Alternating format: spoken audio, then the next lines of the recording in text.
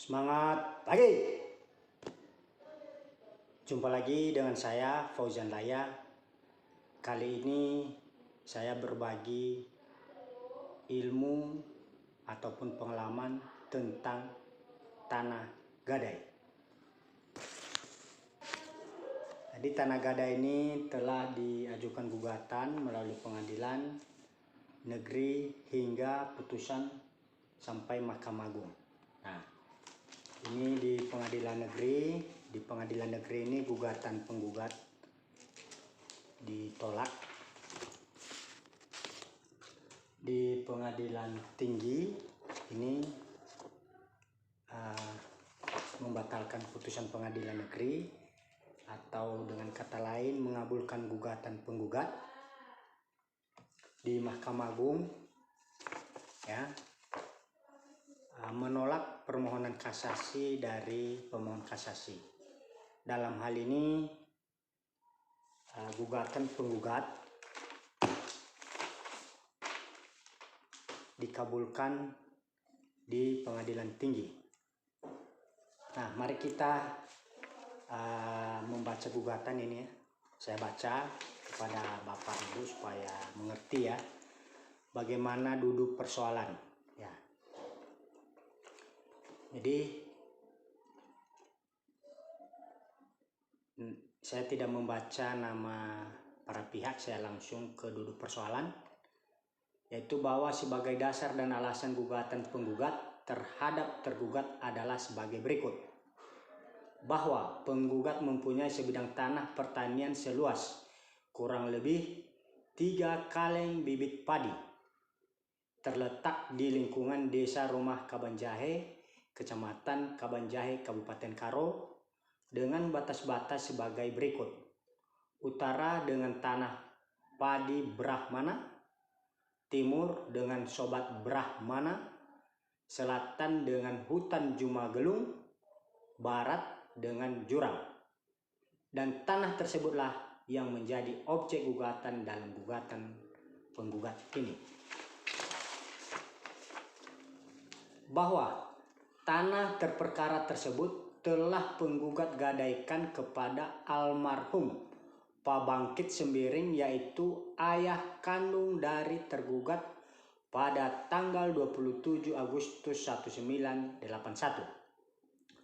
Bahwa dalam perikatan gadai atas tanah terperkara tersebut dari penggugat kepada almarhum Pak Bangkit Sembiring pada tanggal 27 Agustus 1981, tanah terperkara beralih diusahai oleh almarhum Pak Bangkit Sembiring sejak tanggal 27 Agustus 1981, dan menurut surat gadai tanggal 27 Agustus 1981 tersebut, almarhum Pak Bangkit Sembiring memberikan harga gadai atas tanah terperkara kepada penggugat sebesar Rp693.000, atau dengan perbandingan waktu itu 21 mayam emas murni 24 karat.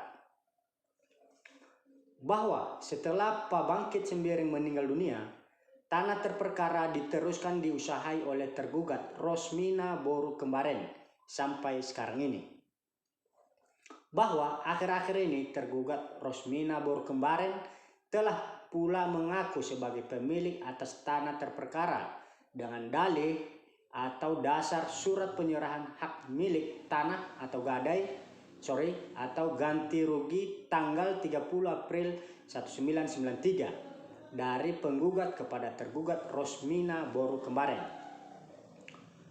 Bahwa penggugat tidak pernah membuat dan menandatangani surat penyerahan hak milik tanah atau ganti rugi atas tanah terperkara sebagaimana dimaksud dalam surat tertanggal 30 April 1993 tersebut. Dan dengan tegas penggugat membantah keabsahan dan kebenaran surat tersebut. Bahwa sesuai dengan ketentuan pasal 7 ayat 1, ini perlu digarisbawahi ya. Bahwa sesuai dengan ketentuan pasal 7 ayat 1 Undang-Undang nomor 56/PRP/1960 tentang gadai tanah, kiranya tepat menurut hukum tanah terperkara kembali kepada penggugat tanpa tebusan dan syarat dalam bentuk apapun dengan alasan bahwa sejak tanggal 27 April 1981 dikuasai dan diusahakan oleh penerima gadai dalam hal ini Pak Bangkit Sembiring almarhum, dan tentu telah menikmati segala hasil keuntungan atas pengolahan tanah terperkara tersebut. Bahwa menurut ketentuan jurisprudensi Mahkamah Agung dan ketentuan undang-undang tersebut di atas, gadai tidak mengenal daluarsa. Bahkan ditegaskan bahwa setelah 7 tahun gadai berlangsung dan dengan sendirinya berakhir, dan tanah objek gadai harus kembali kepada pemilik tanah tanpa ada pembayaran dalam bentuk apapun dalam tenggang waktu 1 bulan kemudian. Bahwa penggugat khawatir tergugat tidak akan beretikat baik untuk menyerahkan tanah terperkara kepada penggugat, walaupun nantinya telah ada putusan yang berkekuatan tetap atas perkara ini. Untuk itu, penggugat memohon kepada Pengadilan Negeri Kabanjahe agar menghukum tergugat untuk membayar uang paksa atau duang som sebesar 250 per hari, terhitung sejak adanya putusan yang berkekuatan tetap dalam perkara ini sampai dengan tergugat menyerahkan tanah terperkara kepada penggugat secara baik dan kosong tanpa ada halangan apapun. Berdasarkan hal-hal tersebut di atas, penggugat memohon kepada Ketua Pengadilan Negeri Kabanjahe untuk memanggil para pihak yang berperkara sekaligus memeriksa perkara perdata tersebut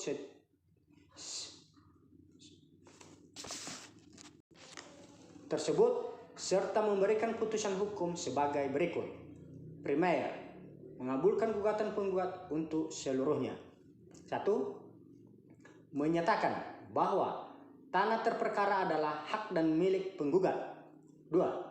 Menyatakan bahwa surat perjanjian tanggal 27 April 1981 tentang gadai atas tanah terperkara antara penggugat dengan Pak Bangkit Sembiring almarhum adalah sah. 3. Menyatakan surat penyerahan hak milik tanah atau ganti rugi tanggal 30 April 1993 atas tanah terperkara tidak sah dan tidak berkekuatan. 4. Menghukum tergugat dan orang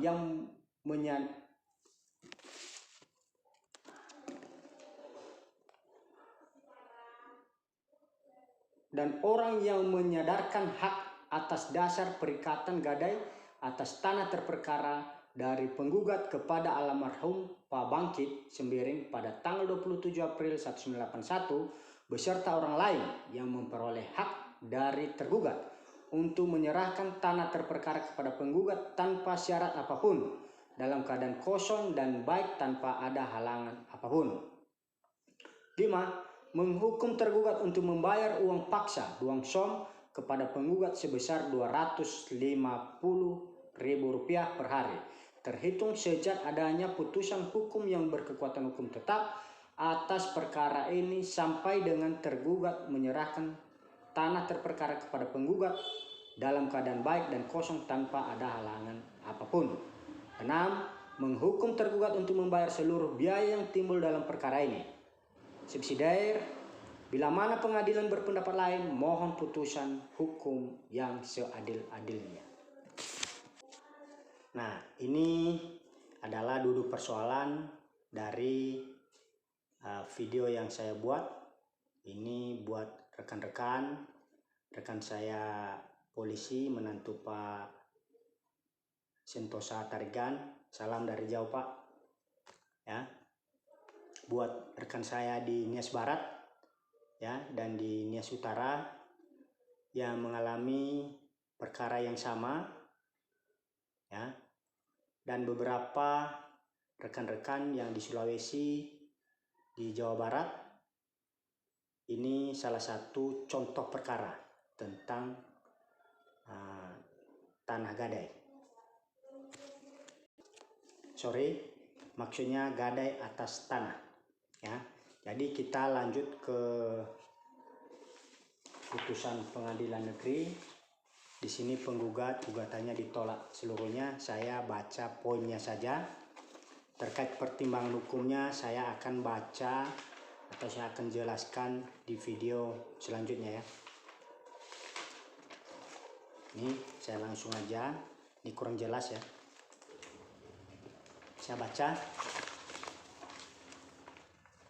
Mengadili dalam konvensi, dalam eksepsi, menolak eksepsi dari tergugat seluruhnya.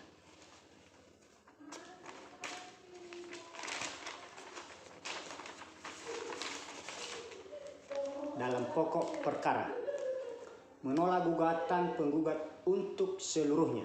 Nah, jelas ya, gugatan penggugat telah ditolak seluruhnya.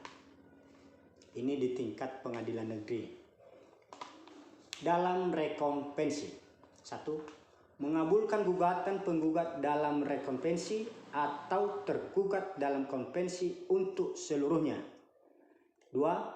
Menyatakan surat penyerahan hak milik tanah atau ganti rugi tanggal 30 April 1993 sah menurut hukum. 3. Menyatakan tanah terperkara sah sebagai kepunyaan penggugat dalam rekonvensi. Dalam konvensi dan rekonvensi, menghukum penggugat dalam konvensi, tergugat dalam rekonvensi untuk membayar segala biaya yang timbul dalam perkara ini sejumlah Rp144.000. Nah, itu adalah amar putusan pengadilan negeri. Sedangkan amar putusan pengadilan tinggi ini ya. Jadi saya membaca intinya saja ya.